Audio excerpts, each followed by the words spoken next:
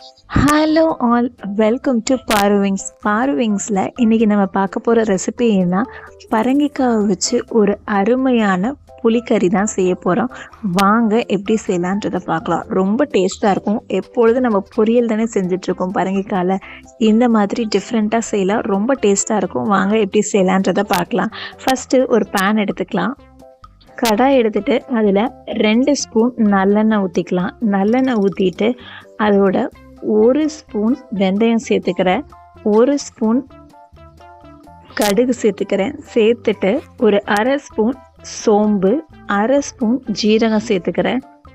அதை சேர்த்துட்டு இதோட ஒரு 1/2 ஸ்பூன் உளுந்து சேர்த்துக்கிறேன். உளுந்து சேர்த்துட்டு இது நல்லா பொரிய விடலாம்.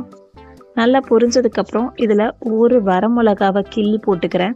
போட்டுட்டு இதில் 1 ஸ்பூன் பெருங்காயம் சேர்த்துக்கிறேன். சேர்த்துட்டு இது நல்லா வறுக்கட்டும்.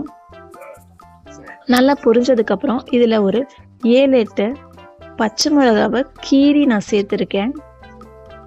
நல்லா கீரி சேர்த்ததுக்கப்புறம் இதை ஒரு வதக்கி விடலாம். இது நல்லா எண்ணெயில் வதங்கினதுக்கப்புறம் இதில் ஒரு கொத்து கருவேப்பிலை சேர்த்துருக்கேன். சேர்த்துட்டு அதையும் நல்லா பொரிய விடலாம்.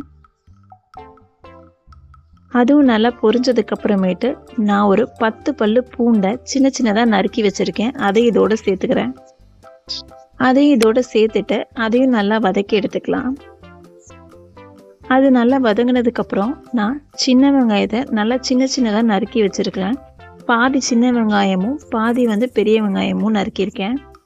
ஒரு 10 சின்ன வெங்காயமும் ஒரு 1/2 பெரிய வெங்காயமும் நறுக்கி இதோட சேர்த்துருக்கேன்.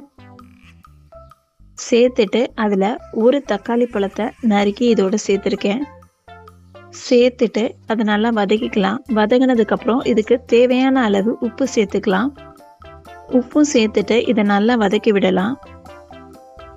இந்த தக்காளி நல்லா வதங்கினதுக்கு அப்புறமேட்டு இதில் நம்ம ஒரு 1/2 ஸ்பூன் மஞ்சத்தூள் சேர்த்துக்கிறோம். சேர்த்துட்டு அதில் 1 டேபிள் ஸ்பூன் மிளகாத்தூள் சேர்த்துருக்கேன். சேர்த்துட்டு அதையும் நம்ம இந்த எண்ணெயோட வதக்கலாம். அதோட 1 ஸ்பூன் மல்லித்தூள் சேர்த்துருக்கேன். சேர்த்துட்டு இதை நல்லா இந்த எண்ணெயிலே வதக்கி விடலாம். அப்போ தான் சீக்கிரம் இந்த பச்சை வாடெல்லாம் போகும். அதுக்காக தான் நம்ம இந்த எண்ணெயிலே இதை போட்டு நல்லா வதக்குறோம். இந்த மசாலாலாம் எண்ணெயிலே போட்டு வதங்கும் போது நல்லா சீக்கிரம் பச்சை வாடெல்லாம் போயிடும். இதிலே நல்லா வதக்கிக்கிட்டே இருக்கும் போது அதுலேருந்தே எண்ணெய் பிரிஞ்சு வரும். பிரிஞ்சு வந்ததுக்கப்புறமேட்டு இதோட நம்ம ஆல்ரெடி நறுக்கி வச்சுருக்க பரங்கிக்காவை சேர்த்துக்கிறேன். நான் கொஞ்சம் சின்னதாக நறுக்கியிருக்கேன், சீக்கிரம் வேகணுன்றதுக்காக. இன்னும் கொஞ்சம் பெருசாக கூட நீங்கள் நறுக்கிக்கலாம். இதையும் இதோட சேர்த்துட்டு இதையும் நல்லா வதக்கிக்கலாம். அந்த எண்ணெயிலே இதையும் நல்லா வதக்கிட்டு இங்கே பாருங்கள், நல்லா எண்ணெய் பிரிஞ்சு வந்துருச்சு.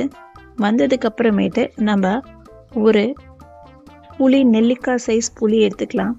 எடுத்துட்டு அதை நல்லா கரைச்சி இதோட சேர்த்துக்கலாம்.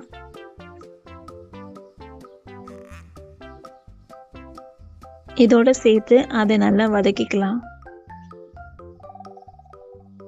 இதுக்கு தேவையான அளவு, இது வேகிற அளவுக்கு தேவையான அளவு தண்ணி ஊற்றலாம். தண்ணி ஊற்றிக்கலாம். இது நான் காய் சின்னதாக கட் பண்ணியிருக்கனால கொஞ்சமாக தண்ணி ஊற்றுறேன். நான் காய் சின்னதாக இருக்கிறனால கொஞ்சமாக தண்ணி ஊற்றுறேன். இன்னும் காய் கொஞ்சம் பெருசாக இருந்தால் இன்னும் கொஞ்சம் தாராளமாக தண்ணி ஊற்றி நீங்கள் வேக வைக்கலாம்.